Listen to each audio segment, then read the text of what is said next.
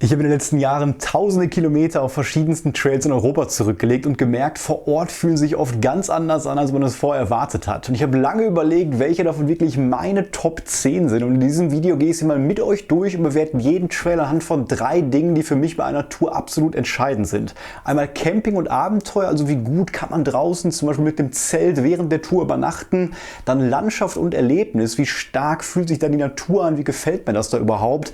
Und zuletzt noch Trail und Schwierigkeit. Also wie ist die Wegbeschaffenheit? Habe ich da eher Single Trails oder vielleicht nervige Asphaltwege? Ja, ganz knapp noch in die Top 10 hat es bei mir auf Platz 10 jetzt auch die sogenannte Walkers Odd Route geschafft. Und das ist ein ganz besonderer Alpentrail, denn ich wollte 2022 einmal einen richtig schönen langen Trail durch die Alpen machen. Und da gibt es eigentlich 2 große Klassiker, einmal die Tour de Mont Blanc und eben die Walkers Hot Route. Die Walkers Hot Route, das hatte ich recherchiert, ist noch einen Tacken schwerer und landschaftlich noch ein bisschen mehr abwechslungsreich. Da hat man ja ein bisschen vielfältigeren Blick über die gesamte Alpen. Deswegen hat es mir auch außerordentlich gut dort gefallen. Ich bin 200 Kilometer in 9 Tagen dort insgesamt mit 5 anderen Leuten gewandert. Wir haben jeden Tag dieser 9 Tage außer einen mit dem Zelt wirklich draußen geschlafen. Und das Besondere, was mir da so gut gefallen hat, war, der startet am Fuße des Mont Blancs und geht bis zum Matterhorn. Also ein starker Anfangspunkt und ein starker Endpunkt.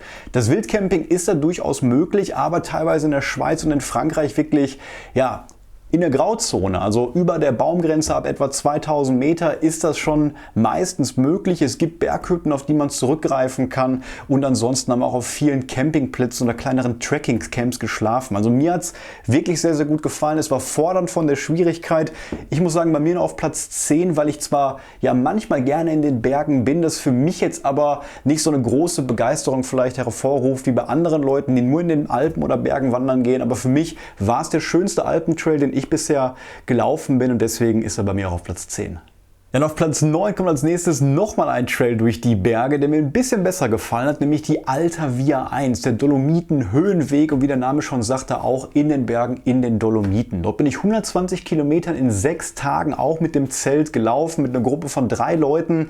Wir haben dort auch den größten Teil der Zeit wirklich draußen geschlafen. Man muss sagen, es ist da noch ein bisschen schwerer als jetzt in anderen Teilen der Alpen. Dort kann man wirklich absolut gar nicht draußen schlafen. Wir haben zum Glück nach Rücksprache mit einigen dortigen Italienern in den Hütten die Erlaubnis bekommen, teilweise daneben zu schlafen, und haben uns ansonsten auch wirklich an die Regeln gehalten, dass man zum Beispiel nur über der Baumgrenze kurz bivakiert.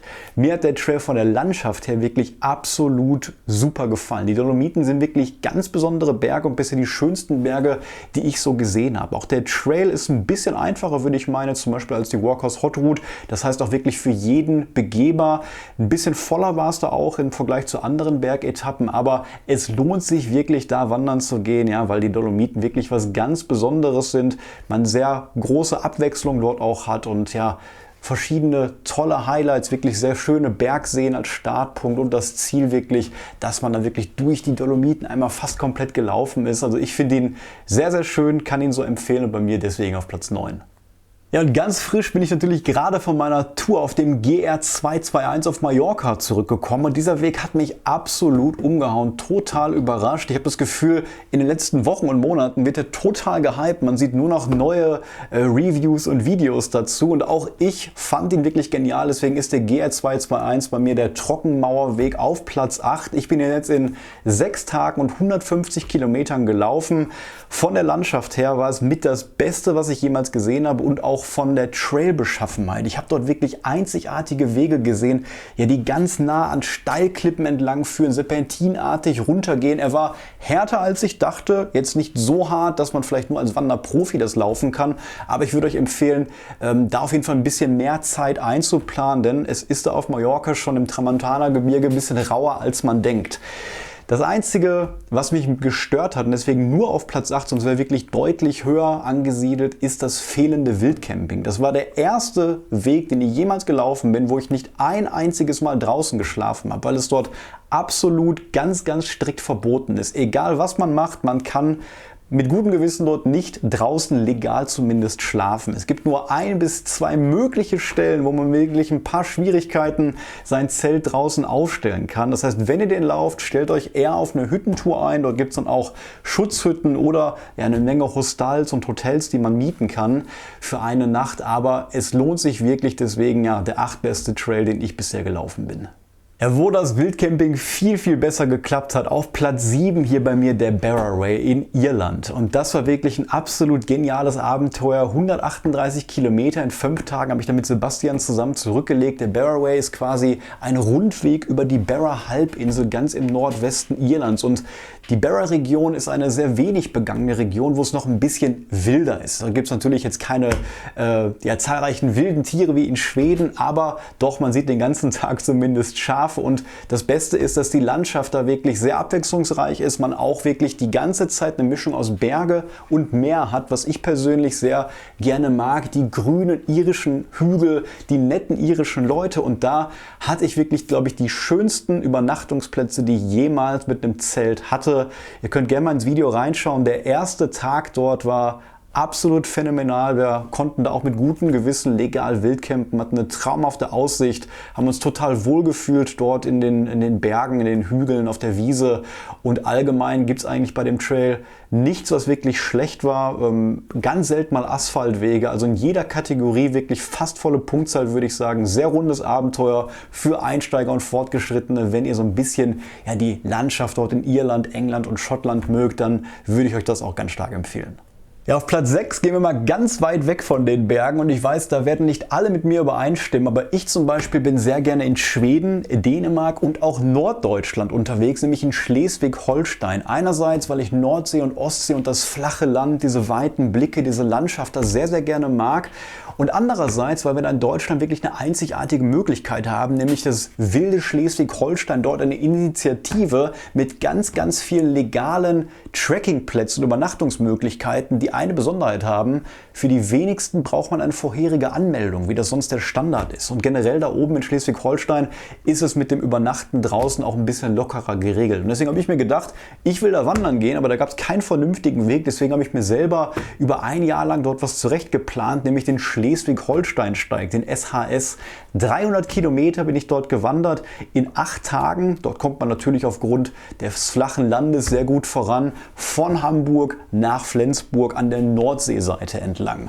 Und das war für mich wirklich absolut genial. Ich erinnere mich sehr, sehr stark und sehr intensiv an diese 8 Tage zurück. War da auch alleine unterwegs und konnte wirklich jeden Tag dort draußen schlafen, legal draußen schlafen, an diesen wunderbaren Plätzen, die mir alle super gefallen haben. Ich habe das Ende März gemacht bis Anfang April. Ich kann nichts Schlechtes sagen über die Übernachtungsmöglichkeiten und die Landschaft. Das Einzige, was dort wirklich wenigen gefallen wird, ist die Trailbeschaffenheit. Denn wir haben da keine klassischen Wanderwege wie jetzt in den deutschen Mittelgebirgen, sondern laufen sehr, sehr, sehr häufig an Feldwegen lang, die meistens asphaltiert sind. Man hat da zwar die Möglichkeit, wirklich am Rand lang zu gehen, oft über Wiesen, aber ihr müsst schon diese norddeutschen Feldwege mögen, um da wirklich in diesen 300 Kilometer Spaß zu haben. Ansonsten wäre es für mich wirklich einer der perfektesten Trails, aber anders ist es da leider nicht möglich, von Hamburg nach Flensburg zu kommen, deswegen für mich auf Platz 6. Während einer Tour ist effiziente Nahrung natürlich wichtig, weswegen ich seit vielen Jahren unterwegs Shakes verwende. Der Hersteller Metaflow bietet dafür Shakes in verschiedenen Geschmacksrichtungen an, zum Beispiel Schokolade, Vanille, Zimt oder Banane. Und das Besondere ist, dass das Pulver unterwegs auf gesunde Weise eine komplette Mahlzeit ersetzen kann und mit 46 Gramm Eiweiß pro 100 Gramm und gut dosierter Vitamine und Mineralstoffe sich als guter Energielieferant eignet. Der Shake ist sehr flexibel einsetzbar, zum Beispiel als Frühstück, schnelle Abendmahlzeit oder auch vor einer Wanderung kann man sich ganz schnell zu Hause mit dem inkludierten Zubehör nach eigener Dosierung einen Shake vorbereiten und ihn gegebenenfalls auch noch mit einem Löffel Rapsöl verfeinern. Ja, und draußen nehme ich bei Tageswanderungen entweder direkt den Metaflow Shaker mit oder auch pack auf längeren Übernachtungstouren wirklich nur das Pulver ein und bereite mir dann spontan irgendwie mit Topf und Löffel eine fertige, vollwertige Trinkmahlzeit zu. Ja, und auch im Camper kann man sich so mit wenig Stauraum wirklich wochenlang auf gesunde Weise sehr gut und vor allem platzsparend versorgen. Falls ihr Metaflow mal testen wollt, gibt es aktuell das 4 Wochen Starter-Set mit 44% Rabatt und zusätzlich einer Packung der Sorte Vanille gratis dazu. Alle Infos zum Angebot und einen Rabattcode findet ihr unten in der Beschreibung. Ja, kommen wir zu den Top 5 und erst letztes Jahr bin ich den Platz 5 gelaufen, bei mir der Eifelsteig. Die Region Eifel hat mich total überrascht. Ich bin letztes Jahr 320 Kilometern in 10 Tagen dort mit Sebastian unterwegs gewesen. Auch da haben wir, glaube ich, jeden einzelnen Tag draußen schlafen können, außer einem, wo wir einen Pausentag gemacht haben. Und das liegt daran, weil wir dann natürlich auch Trekkingplätze haben, die im Gegensatz zu anderen Wanderregionen wirklich auch sehr nah am Eifelsteig dran sind. Und wenn mal kein Trekkingplatz da ist, dann hat man die Möglichkeit, auf sehr schönen Campingplätzen zu schlafen, die auch wirklich Naturcampingplätzen sind.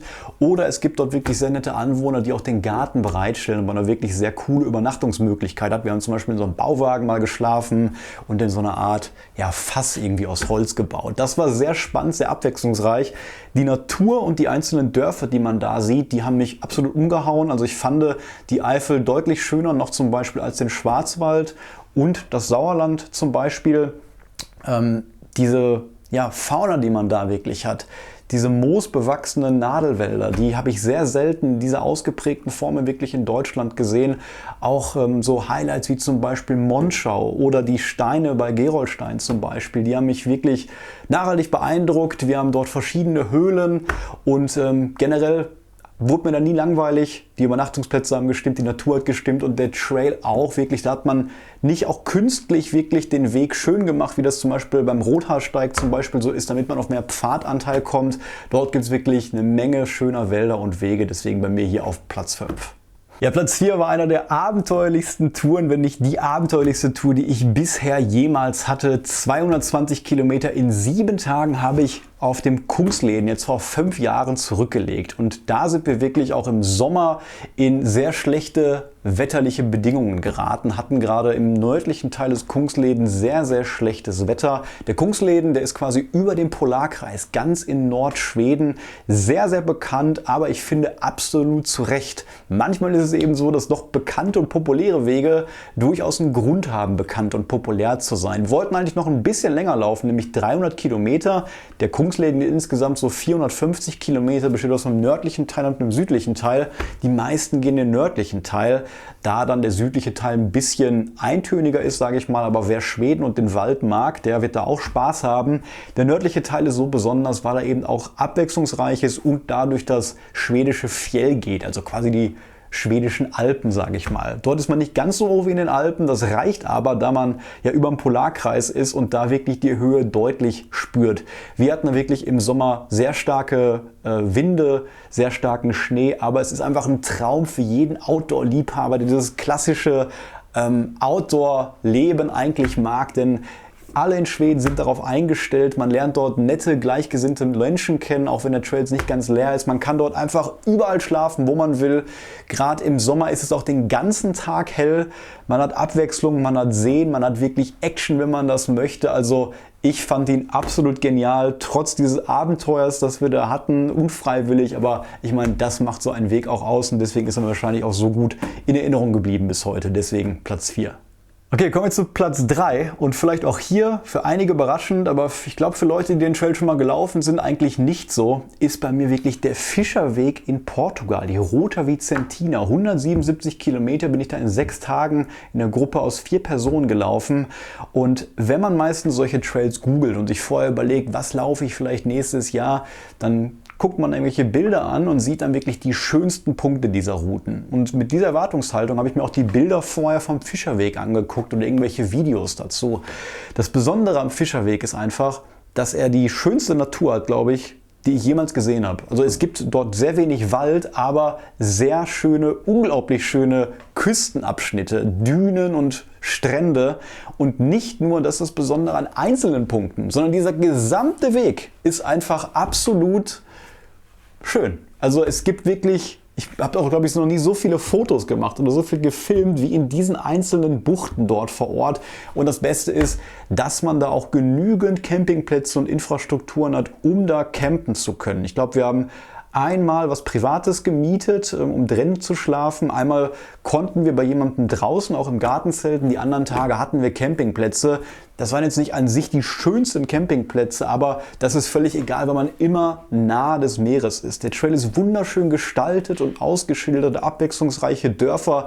da stimmt wirklich für mich alles. Und das ist auch so ein Weg, den man dann wirklich als Auftakt machen kann, wenn man gerade aus dem Winter kommt.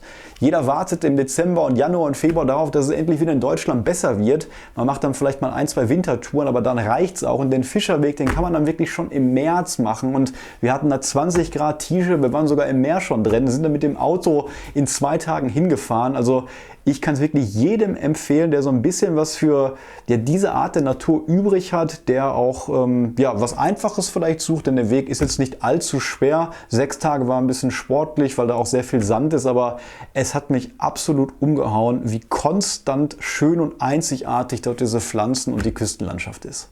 Ja, Platz 2 ist für mich tatsächlich der beste deutsche Weg. Und ich weiß, mit dieser Meinung bin ich auch nicht alleine, aber es ist vielleicht für manche überraschend. Es ist der Rheinsteig. 320 Kilometer geht der Weg wirklich von Bonn bis nach Wiesbaden. Ich habe ihn an 4 Wochenenden gemacht, als Einjahresprojekt zusammen mit einer anderen Person, haben uns dann immer getroffen, sind Freitag nach der Arbeit losgefahren und Sonntag wieder zurück.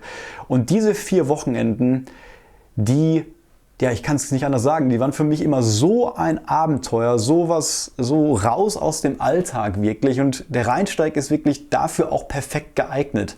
Denn wir haben da eine sehr große Infrastruktur an Schutzhütten, die man wirklich für die Übernachtungen gut nutzen kann, bis auf einige Regionen, wie zum Beispiel das Siebengebirge, wo man aufpassen sollte. Ansonsten ist es schon okay, wenn man da in den Schutzhütten schläft. Wer das nicht möchte, der kann auf die vielen wunderschönen, direkt am Wasser gelegenen Dörfer zurückgreifen oder es gibt auch einige Campingplätze.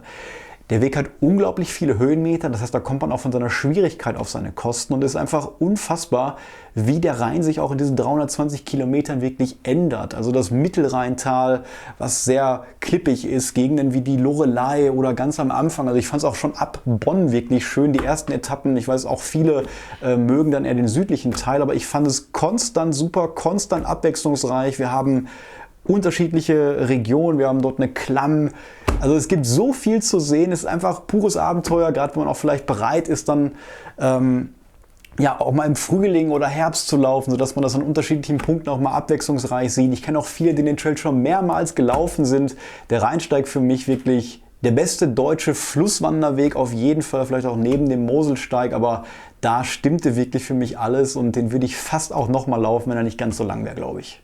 Ja, was ist mein Platz 1? Ich habe lange überlegt und eigentlich ist das der Trail, wo für mich am meisten stimmt und was der einzige Weg ist, den ich tatsächlich nochmal laufen würde und wirklich sogar nochmal laufen werde. Und eigentlich versuche ich immer, keinen Weg doppelt zu laufen, denn ich will viel Abwechslung haben, immer neue Sachen sehen, aber der Trail war wirklich so gut und hat mir so viel Spaß gemacht und so gut gefallen, dass ich nicht anders kann, um nochmal dahin zu gehen. Und es ist der West Highland Way in Schottland. 154 Kilometer bin ich da in 5 Tagen gelaufen und ich empfehle diesen Trail wirklich immer für Einsteiger, die vielleicht die erste Trekking-Tour machen. Aber natürlich haben auch Leute, die fortgeschrittenen sind, da auf jeden Fall Spaß. Und das beste Zeugnis dafür ist, dass ich wirklich sehr, sehr viele Leute kenne und auch wirklich Leute, die dort leben, kenne, die den Weg jedes Jahr laufen, in 4 bis 6 Tagen.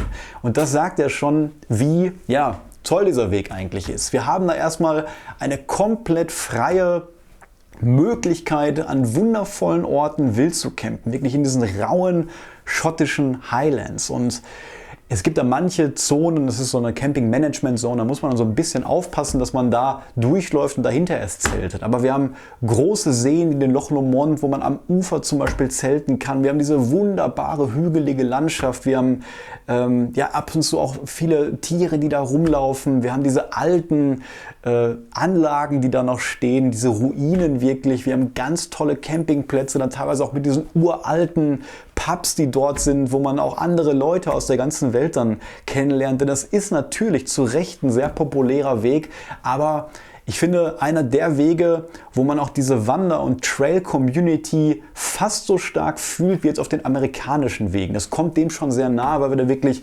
Publikum aus der ganzen Welt haben und man da trotz wirklich vieler Leute, die den wandern, immer noch genug Freiraum hat, um auch vielleicht alleine natürlich zu campen, wenn man denn möchte.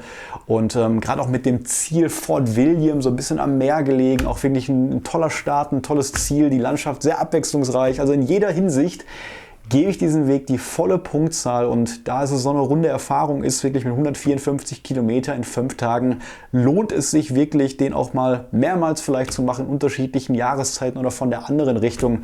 Deswegen ist das mein finaler Platz 1. Und 5 Trails, die jetzt ganz knapp nicht da rein geschafft haben, falls ihr euch wundert, war für mich der Westweg, der Sauerland-Höhenflug, der Moselsteig, aber da bin ich noch nicht alles gelaufen, der Skanelede in Südschweden und der Rothaarsteig. Auch, versteht mich nicht falsch, alles super Wege, aber für mich jetzt ein bisschen schwächer als die anderen. Der schlechteste Weg übrigens, den ich jemals gelaufen bin, war in Deutschland der Natursteig Sieg. Der hat mir zum Beispiel überhaupt gar nicht gefallen. Ja, mich würde natürlich interessieren, was sind eure Lieblingswege? Was sagt ihr zu meiner Bewertung? Empfindet ihr das ähnlich oder seid ihr vielleicht mehr der Bergtyp und würdet das höher bewerten? Und was ist euer Platz 1? Ich hoffe, das konnte euch ein bisschen unterhalten hier. Würde mich immer freuen, wenn ihr mich abonniert. Bis zum nächsten Mal.